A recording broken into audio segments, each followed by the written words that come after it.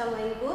Untuk anak-anak, selamat pagi, selamat siang, selamat sore. Untuk pelajaran selanjutnya kita masih bahas tentang akuntansi dagang, yaitu tentang dokumen transaksi atau pencatatan transaksi dalam jurnal khusus pada perusahaan dagang. Oke, sebelumnya untuk kalian yang buka channel ini jangan lupa subscribe, komen, dan likes. Oke, kita lanjut ya.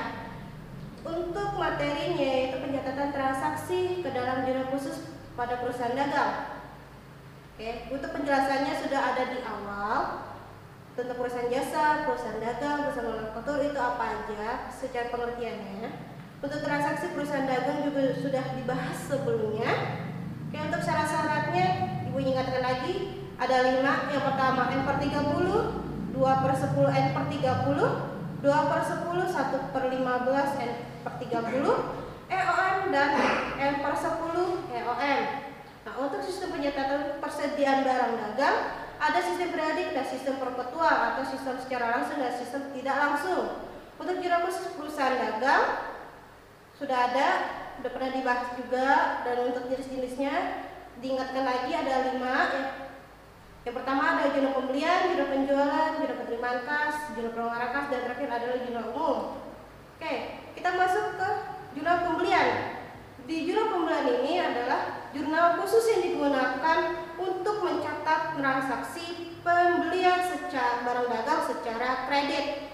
Nah, untuk barang dagang yang dibeli secara tunai akan dimasukkan ke dalam jurnal penerimaan kas. Oke. Untuk syarat-syaratnya untuk dalam pencatatan jurnal pembelian ini, yang pertama adalah pembelian barang dagang dan barang-barang lainnya secara tunai dicatat dalam jurnal pengeluaran kas, dan pembelian kredit dicatat ke dalam debit akun pembelian dan kredit akun utang dagang. Yang kedua, untuk transaksi pembelian kredit barang lainnya dicatat pada debit akun serba-serbi dan kredit pada akun utang dagang. Nah, di sini ada bentuknya. Kalian bisa lihat ya, ada keterangan, ada tanggal, ada keterangan, ada ref, ada debitnya adalah pembelian dan kreditnya adalah utang dagang. Nah, selanjutnya di sini ada contoh. Contohnya bisa kalian lihat sendiri, kalian baca sendiri. Nah, untuk pemasukannya itu dilihat dari transaksinya. Di situ adalah transaksi pembelian secara kredit. Ketika pembelian secara kredit akan dimasukkan kepada kolom pembelian sebelah kredit dan utang dagangnya pada kredit. Jadi nominalnya sama antara debit dan kredit. Oke. Untuk jurnal penjualan atau sales jurnal yaitu jurnal yang digunakan khusus mencatat transaksi penjualan secara kredit dan penjualan tunai dicatat dalam jurnal penerimaan kas. Dengan sumber pencatatan dalam penjualan ini adalah faktur penjualan. Nah, kalian bisa lihat nih bentuk-bentuknya jurnal penjualan. Oke, kurang lebih seperti ini ya. Oke, selanjutnya di sini juga ada contohnya, kalian bisa baca sendiri. Tidak perlu dijelaskan. Kalian sudah pernah belajar juga di kelas 1 sebelumnya sama Bu Dwi. Jadi kurang lebih seperti ini, hanya bedanya di sini adalah perusahaan dagang. Oke, di sini ada penerimaan kas, yaitu jurnal yang digunakan khusus mencatat transaksi penerimaan kas seperti penerimaan kas, penjualan tunai, pendapatan bunga, dan sewa. Nah, untuk sumbernya pencatatan dalam penerimaan kas ini berasal dari transaksi penjualan tunai. Oke.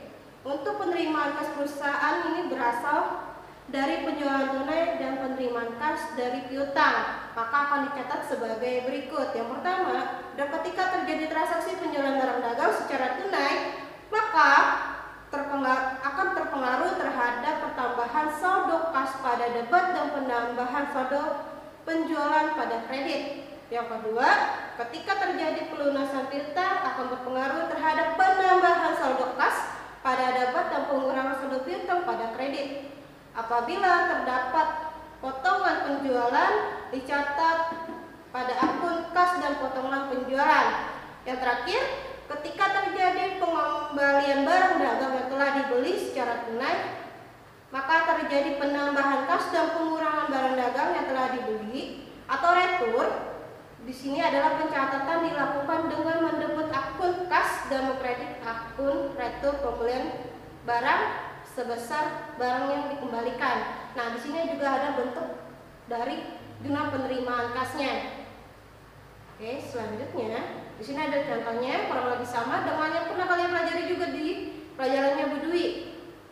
Sama, kurang lebih seperti ini. Oke, selanjutnya tentang jurnal pengeluaran kas, yaitu jurnal yang digunakan khusus mencatat transaksi pengeluaran kas seperti pembayaran utang, pembelian tunai, biaya operasi, dan pembelian akibat tetap.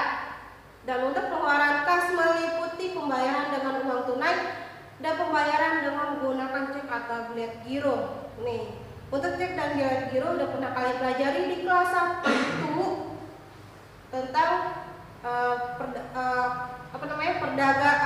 perbankan dasar. Oke, nah ini adalah bentuk kolom jurnal pengeluaran kasnya, kurang lebih sama. Nah, untuk contoh-contohnya juga kalian pernah pelajarin, ini kurang lebih seperti ini. Oke, untuk jurnal umum yang terakhir adalah jurnal yang digunakan untuk mencatat transaksi-transaksi yang tidak dapat dikelompokkan dalam 5 jurnal khusus tersebut. Oke, sini juga ada kolomnya, kalian bisa lihat kurang lebih sama dengan jurnal umum yang pernah kalian pelajari di kelas 1. Nah, di sini ada contoh soalnya, kurang lebih sama ya, tidak perlu penjelasan panjang lebar. Oke, sekian dari ibu. Wassalamualaikum warahmatullahi wabarakatuh.